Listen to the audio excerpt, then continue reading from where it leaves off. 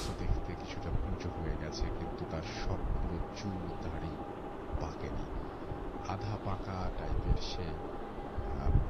সে আমাদের তাদের ভাষায় জিজ্ঞাসা করলো যে কোথা থেকে এসেছি। আমরা